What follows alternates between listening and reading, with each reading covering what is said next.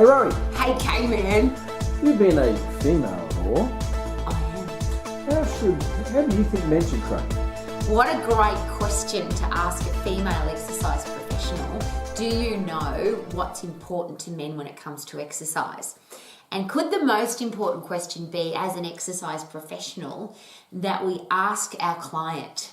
I always suggest that being a top-level exercise professional is determined by three really important things. Number one is that you understand how to get people really fit. Physiologically and anatomically, how does the human body get fit? So you've got to know your anatomy and physiology so that you understand that process.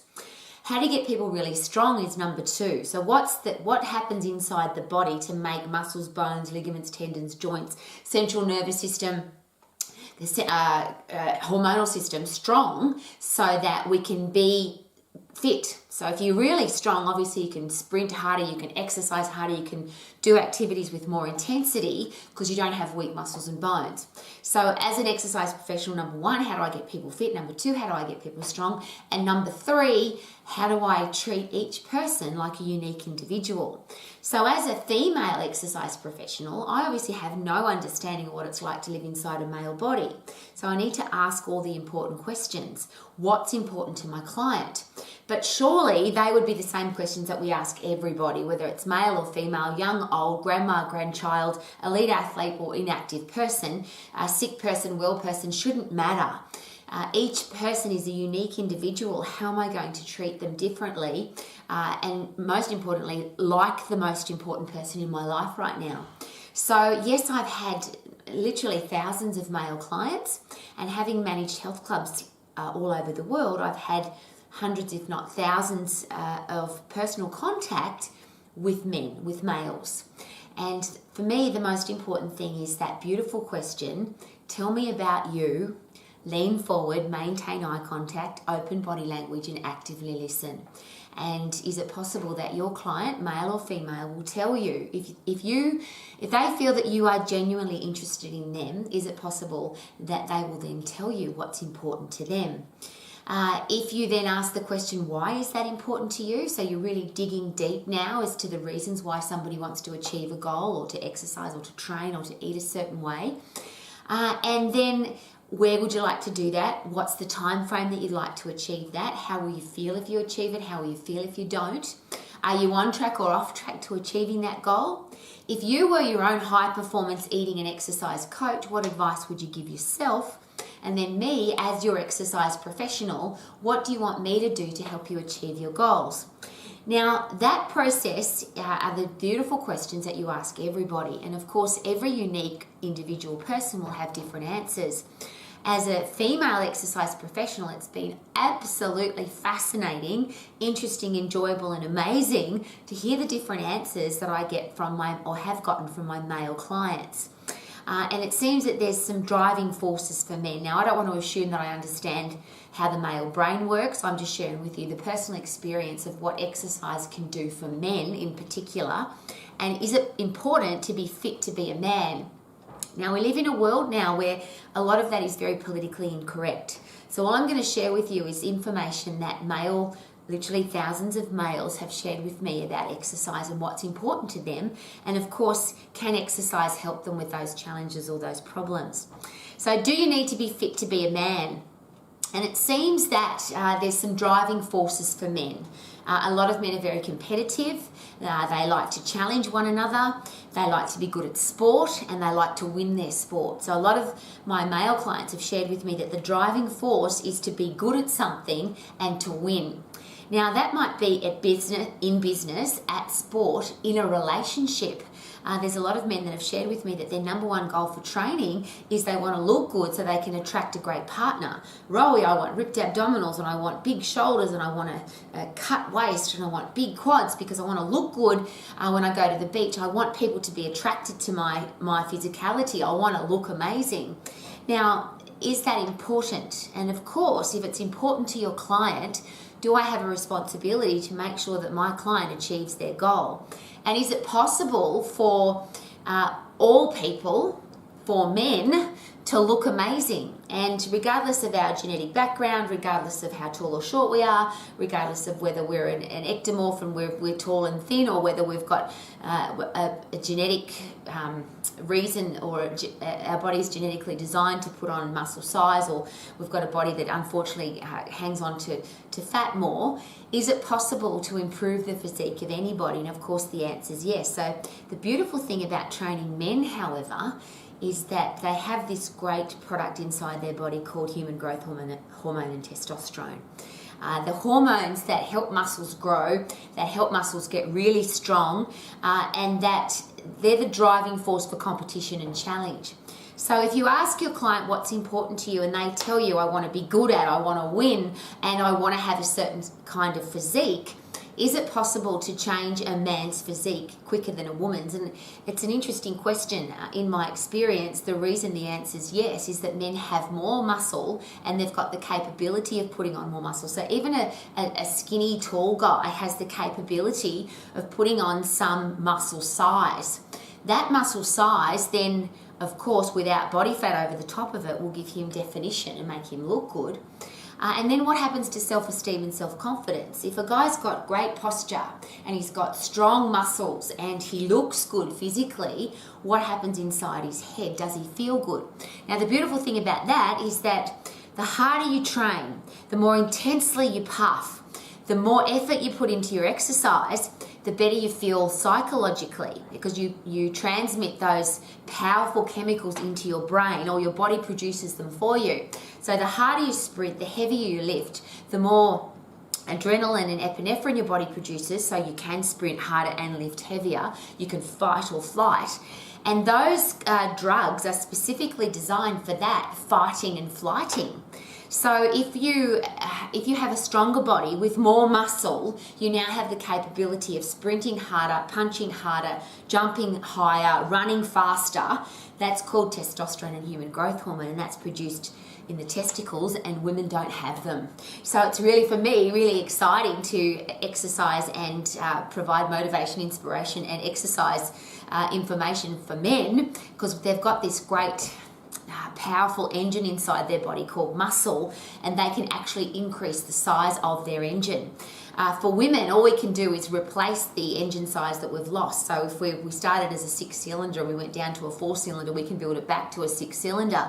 But men, if they've got a 6-cylinder engine, they've got the capability of building it up to an 8-cylinder or a 12-cylinder or a jet engine. Woohoo! So it's really, for me, really exciting to be able to exercise to train men. And it seems that there's a driving force to be strong and to get bigger muscles, which unfortunately doesn't happen in women. I wish it did. I wish every woman on the planet was excited about replacing the muscle that she's lost because she's gotten older or because she's been dieting.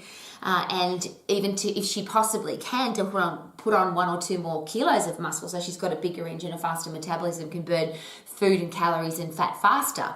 But most women aren't driven by that. Excitingly, men are driven by that. The other thing that seems to be a major driving force, and I'm being very general again, but it seems that the man's brain is very driven as a sexual machine. And according to the neuroscientists, the people that plug up your brain and find out what you're thinking about, it's been suggested that men will have a sexual fantasy up to 20 times an hour on average. So that means there's obviously some blokes that have less, but there's some men that have more. It's a driving force, which can be very exciting for exercise, because if you've got a sex drive, it means you've got a body that you want it to look good and you want it to perform well. And that's one of the things that a lot of men, particularly men over the age of 40, 50, 60, have shared with me, that their number one reason for wanting to get fit and strong is because they want to get their sex drive back. And can you imagine what it's like as a exercise professional when a man comes to you and he says, Rowie, my life is amazing. I'm making love to my wife. I've got energy and enthusiasm for life again. Yes, I can play my sport. Yes, I'm better at golf again. Yes, I'm playing tennis again. Yes, I'm thinking clearly at work. I've lost my spare pack of sandwiches that I've been carrying around my belly, and my sex drive is back. One of the beautiful things that exercise does, of course, is it gets your endocrine, your hormonal system healthy, fit and strong again. And I'll talk about that when you have to move, when your body's under stress. And it's an interesting circle because life provides us with stress. And when your body's under stress, it needs to move. So it produces adrenaline and it produces epinephrine, the two major movement drugs. So if you need to move, your body will make it possible for you to do that. You've got to run away from the threat, or you've got to stop and fight and kill the threat. But if you provide your own stress, so you provide your own heavy weight, you provide your own sprinting exercise program, those drugs get produced. And the reward for that, after you've sprinted and after you've lifted heavy, is your brain fills up with dopamine. So you now have a reward drug that says, you are a legend, well done. You have serotonin, which says, your life is amazing. It's the satisfaction drug. And you have brain-derived neurotropic factor, which is the fertilizer for your brain. So you think more clearly, you can be more creative. You literally have better connections between your current brain cells, so you have neuroplasticity of your brain, and you can grow new brain cells, which is neurogenesis. And for a man in business who wants to be good at his sport, who wants to keep playing his sport, there's some really powerful things that exercise does. Now, one of the big challenges, of course, with men, and a lot of men have presented to me with coronary heart disease, type 2 diabetes, and one of the big challenges with men compared to women when it comes to heart disease is that the first symptom for most men, when they've got cardiovascular disease or coronary heart disease, the first symptom is death. Because blokes don't go to the doctor, they don't get their blood pressure checked, they think, yes, it's okay, and then they die. So what a great position to be in as an exercise professional, to be able to make sure, and that's why it's so important to be able to take somebody's blood pressure safely, confidently, effectively, take a resting heart rate, and then make the suggestion, do we know what your cholesterol levels are? Do we know what your blood sugar levels are? Would it be a really good idea to find out so that we've got something to measure? We often talk about, let's do a challenge, a 12-week challenge or a 3-month challenge, well, that's the same thing, an 8-week challenge to get your body into great shape. And we talk about body fat percentages and measurements, but what about a body challenge, a health challenge, where we check somebody's resting heart rate, we check their resting blood pressure, we check their blood sugar levels, we get their cholesterol levels checked, and we measure how long it takes them to recover after they get puffed, and we get them healthy again. And the beautiful thing is, if I get somebody healthy because I've got them sprinting and I've got them lifting heavy, what will happen to their physique? And I don't know who you believe in or what your religious persuasion is, but this is where it's easy to say that God must have been a man, because it's really easy for men to get healthy in a hurry. Because they've got more muscle, they can sprint harder, they can lift heavier, they have massive changes physiologically and psychologically much, much quicker. The downside of that is because they don't go to the doctor, and often men are so busy working and focusing on other things that aren't their own health, they tend to get those horrible diseases. So, for example, the number one cancer killer for men is bowel or colon cancer. So a really important question to ask all of your male clients is, how often do you do number twos, and are they sliding out easily? And what's really cool about training men is they like talking about pooing and farting and burping, so there's no challenge. It's just a great way to build a relationship. But if you have a male client that isn't going to the bathroom once or twice a day and it's not sliding out easily, so they're actually pushing to get it out, there's a big risk there for some kind of bowel or colon cancer. And what a great position again to be in as an exercise professional, to make sure that the men in your life don't get bowel or colon cancer. Now, it's not that women don't get it, but it's just one of those horrible cancers that seem to be related to men. And it's a horrible disease for a man, because obviously the worst case scenario is he ends up having to have some kind of colostomy bag and can't go to the bathroom. He obviously loses his sex drive because the drugs that they put you on when you've got bowel or colon cancer, it really screws up a man's life. And I want to be in the position where I can help men not to get sick. And if I can help them recover quicker from any kind of disease, that's fantastic. But if I'm fit and if I'm strong, then I'm less likely to get sick. And there's no argument for that. If I do get sick, I do have coronary heart disease, type 2 diabetes, I get osteoporosis, cardiovascular disease, I have a stroke, Parkinson's, any of those horrible diseases. If I can get somebody fit and strong again, they are much more likely to recover from those and less likely to ever get them again. So I use cancer as an example. If I get my client, particularly my male client, fit and strong, when he goes through, when he goes through chemotherapy or any kind of radiation, he'll be able to get bigger doses, so he'll recover quicker and he'll be back on track and he'll be less likely to get that cancer again. So that's the beautiful thing about, it's not beautiful, but it's an obvious about bowel or colon cancer is if you get it early, it's less likely to do you any long-term or terminal damage. So as an exercise professional, do we have a responsibility to make sure that the boys and the men in our life have strong muscles, strong bones, strong heart and lungs, strong endocrine system, hormonal system, strong central nervous system, a great digestive system? I always ask the question, how long does it take, sir, for some food to go from your mouth to the other end? Let's eat some licorice or some beetroot or some corn and let's check. Because the quicker it goes through, the quicker your gastrointestinal transit time and the easier it comes out, the less likely you are to get bowel or colon cancer. Let's take your blood pressure, let's take your resting heart rate on a regular basis, and let's make sure that they're all in the healthy range so that you're much less likely to get sick. And if you're not sick, and there's a big difference between not being sick and being really healthy. But if I'm really healthy, now I can play my sport, I can make love to my partner, I can be competitive in business, I can play golf for hours and hours, and I don't have to take the cart. It's one of the things that a lot of my male clients have shared with me. Rowie, I used to have to take the cart because I was too tired to walk around 18 holes of golf, and now I just want to walk because I'm so fit and healthy I can. Skiing, surfing, any form of recreational activity that requires energy and enthusiasm, it's so exciting to watch a man who might have stopped doing all of those things as he got too busy or he became overweight and got unfit. You get him fit and strong again, he loses weight fast because he's got a faster metabolism, because he's got more muscle tissue, and he becomes healthy, fit and strong in a very short period of time. And that's the interesting thing to watch. If you have a male and female clients start exercising together, so husband and wife come together, or brother and sister come together, or the two genders start exactly the same exercise program at the same time, sadly or excitingly, the man will get results much, much quicker because he's got a faster metabolism because he's got more muscle. And that's one of the really cool things about being involved with exercise for men. So the big question that I always ask is, why do men stop playing their sport? Is it because they get old, or do we get old because we stop playing our sport? And I'm of course involved with a man who's well over 50 who's still competing at the very top elite level of martial arts. And I love watching 60, 70, 80, 90 and 100 plus year old men who are still competing in their sport. They're still making love to their partner. They're still really active, and golf and tennis is a normal part of their life. And really importantly, and very personal for me, my father died of Alzheimer's. He died of a rotting brain. And I share that with you with much embarrassment, and I could be angry about it because I was asking the questions of the neuroscientists, of the neurologists. Why can't we replace my dad's brain cells? Even if he's losing them, why can't we replace them? We can replace everything else in our body gets replaced in a very short period of time. Why can't we grow new brain cells?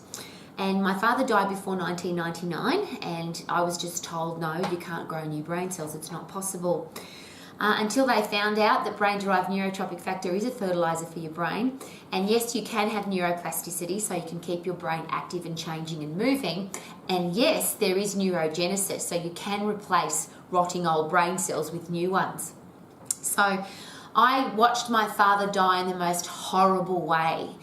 He became the person who couldn't remember to eat. He couldn't remember to have a shower. He couldn't remember, in the end, to breathe. What I do know now is that if we had kept him out of hospital, away from the doctor's surgery, away from the diagnosis of you've got Alzheimer's and dementia, and if we had kept him really active, he was a very fit, strong man until they said you've got, and he was diagnosed with, and then they put you in a hospital room and take away, literally, he was a man who could read a book every day, he could speak 7 languages fluently, he could sing in 7 languages fluently, he could write in 7 languages fluently, but as soon as he was diagnosed with the disease, they took all of that away from him, put him in hospital, and pretty much gave him a death sentence. And I share that with you very passionately because I'm sure that if you've got men in your life and or people that you love and care about, you don't want their life to be like that. And that it doesn't have to be, it's a choice. Wouldn't it be exciting if we could choose to be healthy, happy, fit and strong for the rest of our life? And that's my favourite story. I would like to keep all people healthy, fit and strong. But I believe that the men in our world have a serious responsibility for our young boys. Our young boys need to have somebody who's going to set the example of being healthy, fit and strong, having toughness and mental health, being able to handle challenges, being a solution finder, being an optimist. How do we teach our kids all of that if they don't have a living, breathing example? So as a man, I would give you the challenge. Please be the man in your world that sets the example of healthy, fit and strong, having a career or business that you're really passionate about, not some lousy, stinking, rotten job to pay the lousy, stinking, rotten bills. Please be the person that becomes financially free, because one of the biggest challenges in the world is arguments and stress about money. When you're fit and strong, is it more likely that you are capable of having a career or business that's profitable because your brain's thinking clearly and your body's capable of producing high energy performance activity? And then, of course, beautiful relationships. And do we need to set the example for our kids on how to be respectful, to be kind, to be gracious? How do our kids learn what it's like to be a well-mannered man if they don't have a well-mannered, beautiful man to observe, to be inspired by, to be motivated by? And is it possible that we have lots of grumpy men and angry men and frustrated men because they're not living their life healthy, fit and strong? Their brain's rotting away, because what happens if you don't use it, you lose it. That's not just some average quote that somebody made up. Your brain cells will rot away, your muscle cells will rot away, your bones rot away if you don't look after them. If you get puffed on a regular basis, and I'm talking several times throughout the day, if you lift heavy things, and for men this is awesome news, because when you lift heavy, you will get stronger and you will put on muscle size, which means you can then exercise even harder and you can pump more happy drugs into your brain. As an exercise professional, that's bloody exciting. So yes, please, be the dad, be the man, be the brother, be the granddad, be the man in your world that sets the example of what healthy, fit and strong is. What a great career path or business looks like and feels like to a person who's doing what they love, what it's like to be financially free so you don't have to be stressed about money, and how to be a beautiful person so that you can attract beautiful people into your life. And that's been the most rewarding thing for me as a female exercise professional, to watch that happen to the men that I've trained. They've come in with low self-esteem and low self-confidence and not believing in themselves, and after a very short period of training, their posture changes, their attitude changes, they get a promotion at work, they start earning more money, and they love their life because they've become a powerful, fit, strong, healthy man.